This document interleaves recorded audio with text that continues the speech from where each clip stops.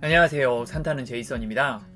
제가 정말 좋아하는 산 중에 하나가 소백산인데요. 그 소백산이 가장 예쁜 시기가 바로 5월 말 철쭉철이 아닐까 싶습니다.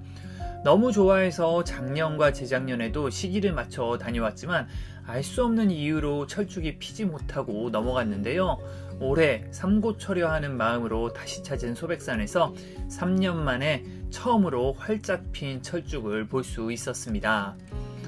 저는 2023년 5월 24일에 다녀왔는데요. 너무도 황홀한 철쭉이 소백산 가득 피어 있었습니다. 오늘은 소백산 철쭉의 아름다운 모습을 보여드릴 예정인데요. 끝까지 보시면 소백산의 철쭉은 어디가 얼마나 예쁜지, 얼마나 폈는지, 코스는 어떻게 잡아야 되는지 아실 수 있을 겁니다. 시작하기 전 평소와 다른 형식의 영상이 어색하실 수도 있는데요.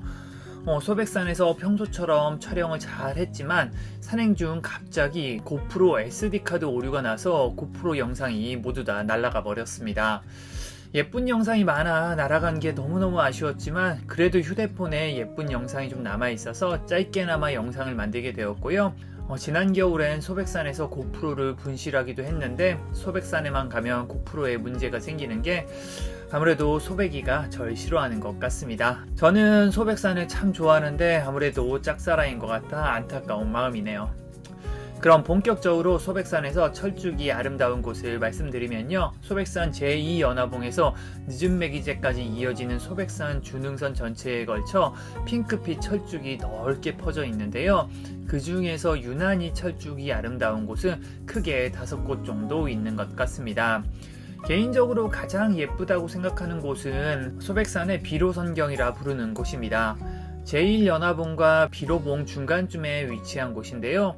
비로선경은 정식 명칭은 아니고 저와 동행한 오지에 마운틴 란님이 지리산의 연화선경과 비슷하다 하여 붙인 이름인데요. 보시는 것처럼 소백산 특유의 부드러운 능선을 따라 탁 트인 전망이 너무도 아름다운 곳입니다. 비로선경 북쪽으로 핑크빛 연달래가 무리지어 있는 모습은 제가 소백산에서 가장 사랑하는 모습인데요. 약 500~600m에 걸쳐 능선이 한눈에 내려다 보이는 포인트가 3곳 정도 있고요. 3곳 모두 너무 황홀한 풍경을 보여줍니다. 저희는 여기서 사진을 너무 많이 찍어 500m 지나는데 30분이 넘게 걸릴 정도로 발길을 지체하는 곳이었는데요. 굉장히 추천하는 곳이니 꼭 가보시기 바라겠습니다. 네, 다음으로 소개해드릴 포인트는 소백산에서 철쭉 밀집도가 가장 높은 곳인데요. 바로 국망봉에서 상월봉까지 이어지는 능선 구간입니다. 이 부분은 영상에 보시는 것처럼 녹색과 핑크색의 비율이 거의 반반처럼 보일 정도인데요. 황매산이나 발해봉에서 볼 수 있는 진한 핑크의 산철쭉은 군락지를 이루는 습성이 있어서 빽빽하게 핀 모습을 꽤 볼 수 있는데요. 소백산에서 볼 수 있는 연한 핑크빛의 철쭉이 이렇게 대규모로 이루고 있는 곳은 그리 많지 않아 더욱 희귀한 풍경이 아닐까 싶습니다. 아마 방금 말씀드린 곳보다 이쪽 철쭉을 더 좋아하시는 분들이 더 많을 정도로 빼놓기 힘든 곳인데요. 넓게 자리 잡은 철쭉을 한눈에 내려다 볼 수도 있고요. 키보다 더 큰 철쭉 터널을 지나며 연분홍 빛깔의 철쭉 지붕도 볼 수 있는 곳이니 참고하시기 바라겠습니다. 다음 소개해드릴 포인트는 소백산 최고봉인 비로봉 부근입니다.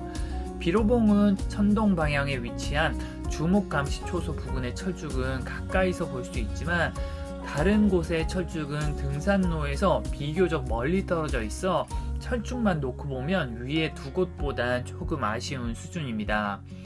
비록 철쭉을 가까이서 볼 수는 없지만 비로봉 올라가는 길 자체가 한국의 알프스라 불러도 손색이 없는 풍경인데다가 평소엔 보기 힘든 철쭉의 핑크색과 소백산 능선이 만나 너무 아름다운 풍경을 보여주고 있으니 꼭 들러보시기 바라겠습니다.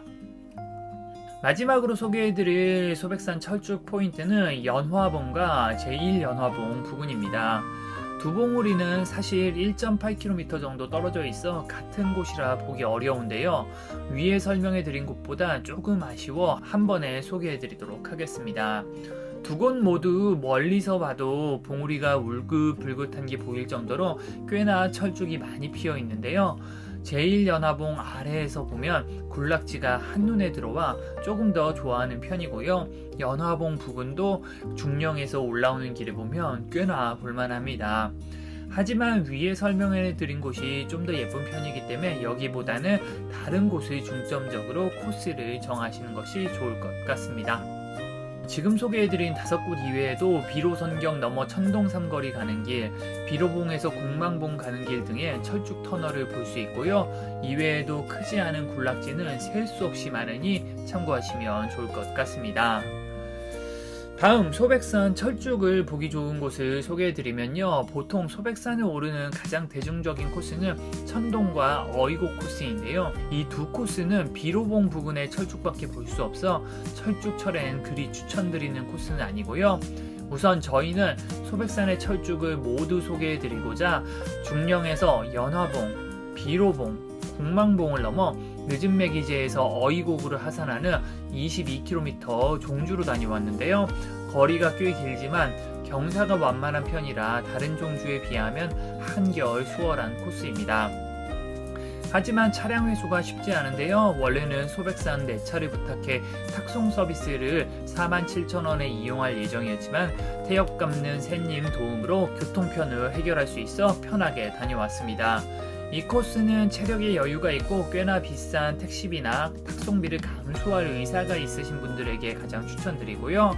보통 철쭉철에 가장 많이 다녀오는 코스는 어이곡에서 비로봉을 오른 뒤 국망봉, 상월봉을 거쳐 원점 회귀하는 코스입니다. 이 코스 역시 약 15km, 약 7시간 이상 소요가 될 정도로 짧지 않은 코스이지만 소백산 정상인 비로봉과 최대 철쭉 군락지인 국망봉 부근까지 둘러볼 수 있어 가장 많은 사람들이 다녀오는 코스입니다. 겹치는 등산로도 거의 없고 소백산 철쭉도 충분히 볼 수 있고 차량 회수도 쉬워 가장 추천하는 코스인데요. 하지만 철쭉철 기준으로 찾는 사람이 많아 주차가 쉽지 않다고 합니다. 저희는 평일 오후 2시쯤에 하산했는데요. 그때도 갓길을 따라 차가 끝없이 주차되어 있었고요. 주말엔 더욱 심해서 2km가 넘게 걸어야 하는 경우도 있다고 하니 참고하시기 바라겠습니다. 만약 체력에 여유가 된다면 위에 소개해드린 비로선경까지 왕복 4km 정도를 추가하면 철쭉이 가장 예쁜 코스를 모두 둘러볼 수 있으니 참고하시기 바라겠습니다. 다음 추천하는 코스는 중령이나 희방사에서 정상인 비로봉까지 왕복하는 코스입니다.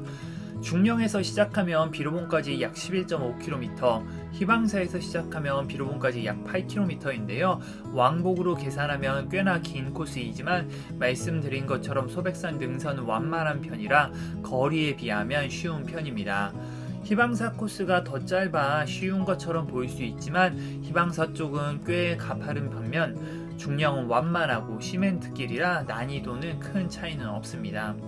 비록 국망봉 부근 철쭉은 볼 수 없지만 연화봉, 제1연화봉, 비로선경, 비로봉을 모두 챙겨볼 수 있는 코스이고요. 소백산이 자랑하는 아름다운 능선 대부분을 걸어볼 수 있는 코스인데요. 굉장히 추천하는 코스이니 참고하시기 바라겠습니다. 여기까지가 제가 오늘 준비한 내용이고요. 개인적으로 2017년 소백산 철쭉을 보고 무려 6년 만에 다시 본 철쭉이 너무 좋았습니다. 여러분들도 기회가 되시면 꼭 한번 가보시고요. 여러분 모두 저보다 더 멋진 소백산 철쭉을 보시길 바라겠습니다. 오늘도 긴 영상 끝까지 시청해주신 분들 너무 감사하고요. 전 다음에도 또 좋은 영상으로 찾아뵙도록 하겠습니다. 전 산타는 제이슨이었습니다. 감사합니다.